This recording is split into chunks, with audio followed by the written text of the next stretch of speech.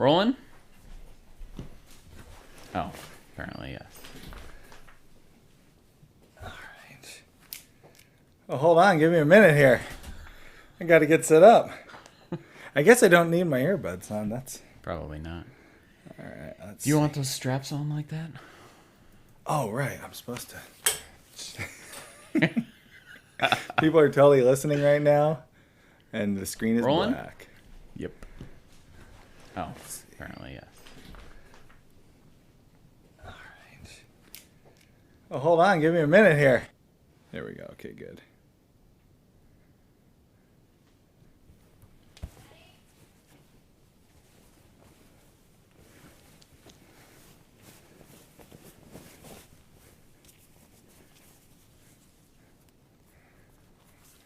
What? Not ready yet. This thing is too hot. Never mind. Hang it on the horns behind you. Just hang it there. Good morning, everybody. This is fun. Haven't done a morning live show in quite some time. I hope you brought your coffee. I certainly brought mine. I'm drinking real coffee this morning. Like, not decaf. It's my first real coffee that I have had since December. So this should be a fun morning. And I have a very special guest with me. Welcome, special guest. Now, I know a lot of you don't recognize this handsome man wearing a big old handlebar mustache, but that is, in fact, our city accountant, Accountant Mike. Something has happened. What happened, Accountant Mike? Well, primarily quarantine happened. I kind of had a realization one day where it's like, it doesn't matter anymore. Who cares? Nothing matters anymore. I might as well grow a mustache. Yeah. So tell me, man, how is life in quarantine? Well, overall, good. I'm actually working more than normal, busier. Not that that matters to anybody who's listening to this thing. My wife has just recently done her raised bed again for the year, so that's fun. She planted a bunch of stuff. Mostly, I don't actually know what, but, herbs and like tomatoes and stuff. Oh, we actually got a couple tomato plants. We did that, which was fun. The baby loves quarantine because we're home all the time, so that's great. Other than that, we're good. And now I'm here. Now, this is big news to a lot of people. I know a couple of you may have caught the episode last year where we shared Accountant Mike's city homestead. He's actually, I consider him a homestead. It's not a homestead at all. He's totally a homesteader. It is one raised bed with a half a dozen flowers in it. It is. You are ready to start a homesteading YouTube channel now, officially. Well, we can check here from my arugula. It's still growing. You know what arugula is? I do, yeah. There you go. We can check back next week. Live updates on YouTube. Still growing. So what got you guys to start growing the raised bed? What a fantastic question. Look at that. I don't really know. So I think part of it is fresh herbs. Like, okay, so my wife cooks a bunch, and she's really good. I cook some, and I'm not very good. But, like, fresh herbs make a huge difference to, like, anything. You're not the worst chef in America. That's correct. Or the worst cook in America. That's correct. We do know that. At least that was definitively proven, at least back in 2012. I don't know what's happened You since older then. viewers and listeners to the podcast will remember that Accountant Mike was on Worst Cooks in America. And he got to, like, third place, and he got robbed. I swear he was robbed. He should have won that. Yeah, I mean, we'll see. It is what it is. No crying over spilled milk. But yeah, I won't you're right. argue your wife does. I think her Is food far is better. superior. Yeah. It's pretty good. By a factor of like 10x. But no, it's like fresh herbs make such a difference in anything and everything you're doing. Like I'm not good at cooking, like I said, but I feel like there's some little things I've picked up that like really make a huge difference. Like letting your meat come up to temperature before you grill it, and just using fresh herbs at the end of every recipe, and if things are going wrong, finish it with butter. Like, just that sort of stuff. So she had a little teeny tiny box where she was growing some herbs, but it was not a lot. And so we ended up doing a raised bed instead last year. And because it was just after we moved into our house. So did a raised bed, grew some things. She grew some really delicious peppers, like super yummy peppers, and grew some cucumbers, grew some cauliflower, grew some little herbs and things like that. So, and she loved it, and it was great, and it wasn't that much work. So she's doing it again. And, this year it's like she learned a little bit, I think, is what she said. I'm not saying that she learned a little bit. I'm saying she said she learned a little bit. Very safe. Quote. Good safe play. Quotes. Where, she's spreading it out a little bit more. So we did tomato plants somewhere else. So that's what's going on as far as, growing things in the outdoors are going. Other than that, I just applied a fresh application of Milorganite to my lawn. Which, if you guys don't know what that is, it is a fertilizer made from wastewater. Anyway, we have some pictures of your beautiful started garden here. So let's share this if we can bring those up on the screen. Here I'm looking at some Luke's. Probably Luke's. Luks. Yeah, don't know what that means. I got some little Shelleys. Can we see those? Are they on the screen? There we go. Yeah, so there's that. Oh, look at that. Fancy, right? We got that looks like a pepper plant. You planted some peppers. Yeah, I know she did plant some, so that looks... You have a nice mulch layer. This is a really beautiful little raised bed. You got your mulch layer to keep the weeds down. Yep. It looks like you got some perlite, so you got some nice airy soil in there. We've been dumping... she was hearing that you can actually dump, used coffee grounds in there. So, you can even see... I think you can kind of see in there a little bit. There's some, little bit of coffee grounds. Mm-hmm. Because we get coffee every day, and we usually just... Extra coffee grounds. So, but yeah, real coffee. Real coffee. She did all the work, there's still dirt in there from last year. So, she turned it all, and we added some new stuff, and added, a little bit of, all your viewers will be happy, super organic fertilizer. So organic that it's you can clearly tell which animal that came from, sort of fertilizer. So what's the fence from? For? Ah, yes, built a fence. No, sorry, this fence. Show the picture, bud. What fence? What are you keeping out with that guy? Ah, so that's for cucumbers. Interestingly enough, so it's kind of built on a ramp, a really steep ramp, and apparently what'll happen is the plant itself will grow up the ramp, and then as you can see, it's like chicken wire. It's got holes in it. So then when it comes time for the cucumbers, they drop down through those holes, and then the cucumber itself will grow underneath. So the idea there is you can tell from that picture, on the right-hand side of that picture is where the top part swings open. Gotcha. So when you swing it open, you'd be looking directly at the top part of that ramp, right? Oh, you can see me perfect. And then you would scoot down like this. So the idea is once cucumbers grow, they fall through these holes and then they grow. So when it comes time to harvest, you should be able to just open it up and just grab, they'll be right there, and they won't be all tangled up in the plant or anything like that. So ready for you. We did that last year.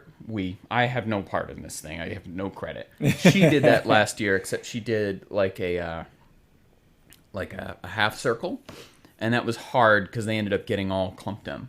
Now, and there's some more stuff. This I wanted to talk about this because I think if way back in our first podcast episode, I shared the story of how when we moved to our new house, this is this is a really nice little story. That your new house in Connecticut? In Connecticut, right. Okay. Right. So this is our first homestead before we were homesteaders. 9 years ago? This was, 9 years ago next month. Okay. We moved, right. Okay, so we moved to our first homestead, but we were not homesteaders. We didn't know we were doing this.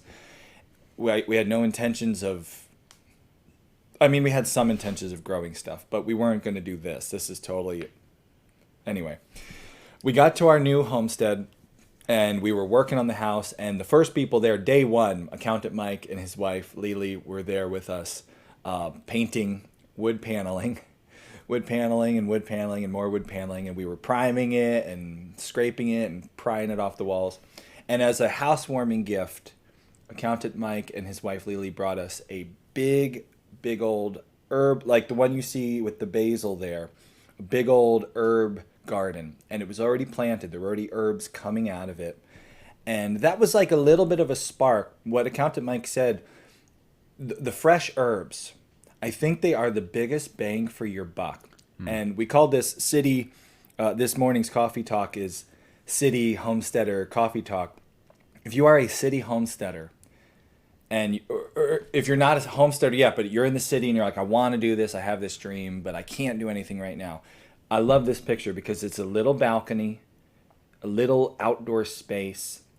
What is that? 4x4 space you got there with that stuff growing? Yeah, not even. How much stuff is growing here? Oh, tons. I mean, I know in that okay, I can't see anymore. I know in that picture at Bring least, the picture back, please. There we go. There we go. I know there's a bunch of basil in there. I know she planted. I know there is arugula, but I don't know if that's in that one or the big one. I know there's rosemary. I think there's thyme in there. Just all kinds of stuff. Oh, I know you're in the middle of a story, but can I derail you for a second? For it. Okay, cool. So one of the things that I have loved the most about growing little herbs like this, last year, we took some of the herbs she grew and we infused it into vodka. Oh, that was... Which is way easier to do than you would think. Because it's basically like you take a fistful of stuff, you jam it into a bottle, and you leave it for a week. Now, you have to play with... Yeah, you have to play with it a little bit in order to get it just right. But, we did it a few times. Rosemary-infused vodka is so delicious when you're doing it with fresh herbs that you grew. It's so easy to get the right amount. You have to play around with, how many rosemaries and how long do you have to leave it sit before it's good. But, so good. And you're right. The payoff is huge. This much work to do that sort of thing. And then you're officially a homesteader. Well, that's all it takes. And you start your YouTube channel. You've officially grown some herbs. But that is true. And the payoff, this is what I think is so cool about this is a little city homesteader project where you grow a couple herbs and something like that, what Accountant Mike just talked about, you do infused vodka, rosemary, and then you share that. We went last summer, back when you could go on vacation before COVID. We went to Rhode Island for our annual Rhode Island trip. Accountant Mike and his family always join us for that, for some fishing and some clamming and just some nice beach time. And they brought that. Did we bring it? You brought it. Okay. Yep. And Accountant Mike was making vodka tonics with infused rosemary. Oh, it's so good. Such an upgrade. And that's something that inspires other people. People go, how did you do this? Oh, we added rosemary. Oh, where'd you get that? Oh, we grew it. And it just, your little city homestead, man. There you go. Spreading, inspiring. Start your YouTube channel. Let us know in the comments who wants to see the Accountant Mike City Homestead YouTube channel. I will find my login to YouTube and I will go comment and say no. He will derail his own. The other thing, yeah. I'm derailing you again. You're never going to finish your story. This is coffee talk, man. All this is good. Low key. We don't edit this. The other thing that went super well, but it was a little harder, Leanna did a couple tomato plants. The difference between a tomato, that you just picked off the vine. Oh, yeah. It's a vine, right? Tomatoes grow on a vine? We'll get corrected in the comments section. Vine tree. A tomato you just picked. The difference between, that and another tomato from anywhere else is just incredible. Oh, yeah. And another thing, No question. That one takes a little more effort. I know she had to spend more time on that, especially since, animals try to eat it, so you got to protect it and stuff.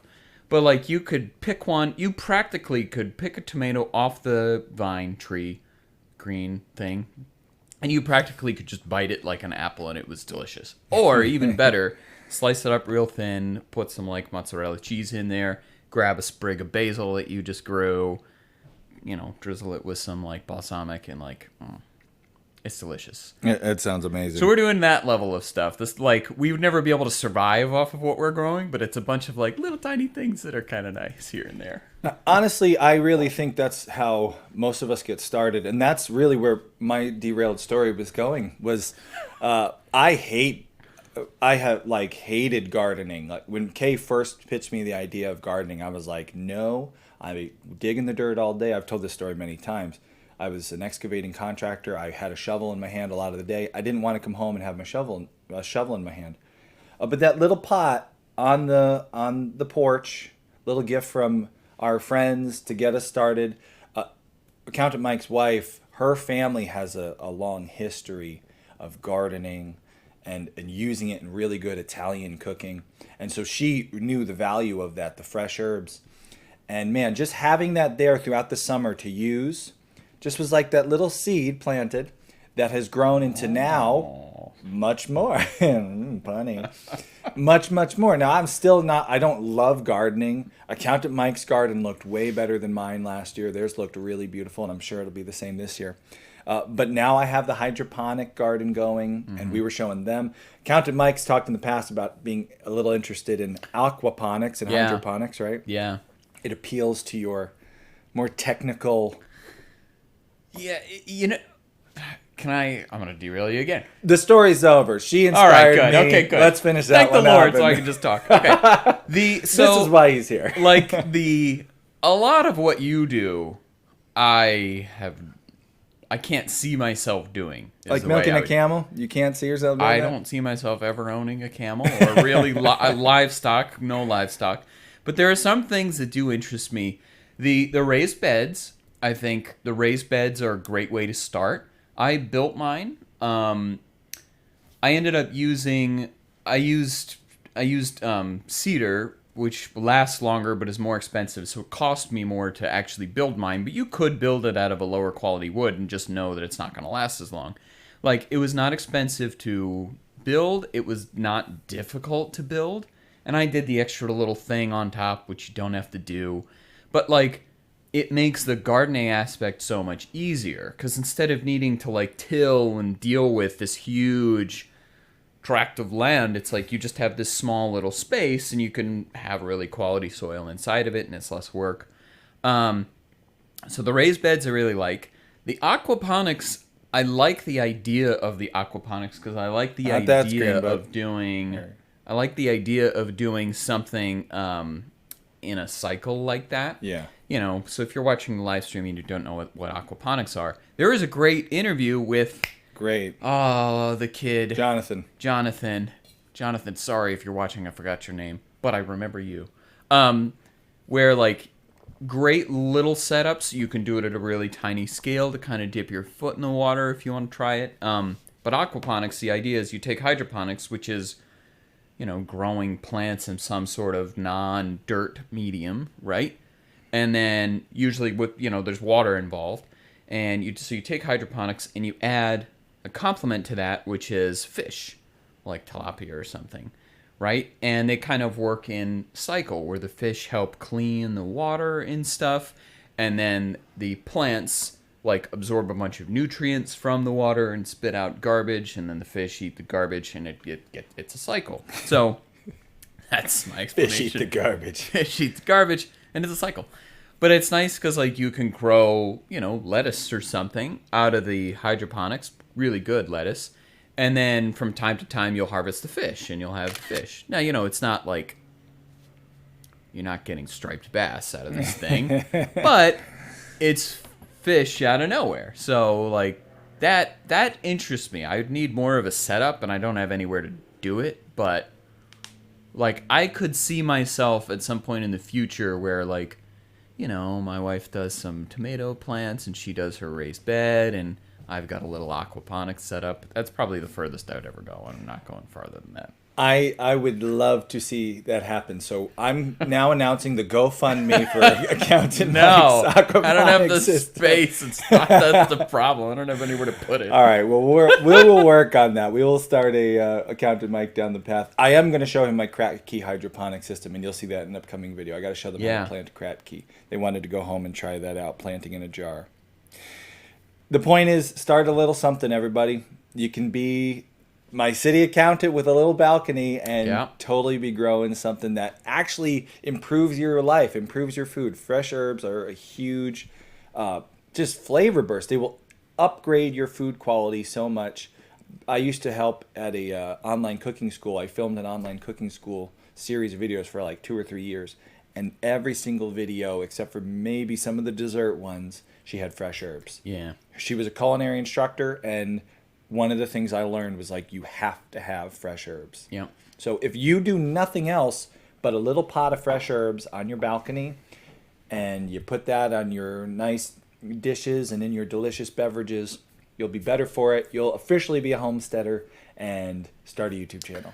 I didn't realize there was supposed to be a moral to this story.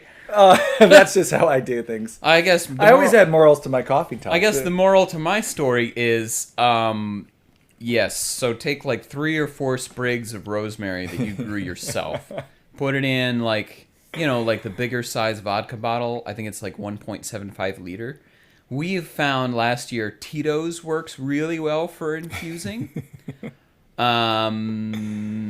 Yeah, use Tito's. Go get like a 1 3/4 liter bottle of Tito's, 3 or 4 sprigs of rosemary, dump it in there.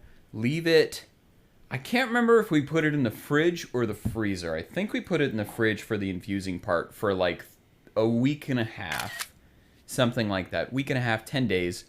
Take the sprigs out. Absolutely delicious. And then store it in the freezer from there.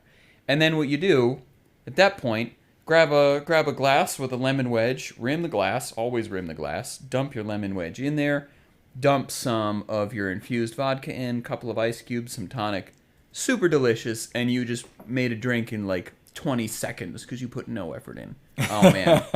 That's the moral of my story for this morning's coffee talk. We're ready to move on from coffee, I think. Yep. And we actually are.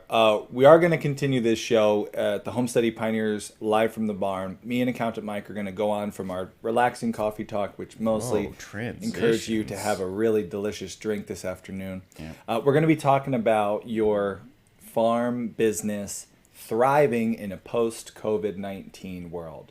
So I invite those of you who are Homesteading Pioneers to join us. Those of you who are not, don't worry. Later on, you'll see this video show up on our channel. But our Homesteading Pioneers get to join us live. Join us. They get to join us live. You get to join us.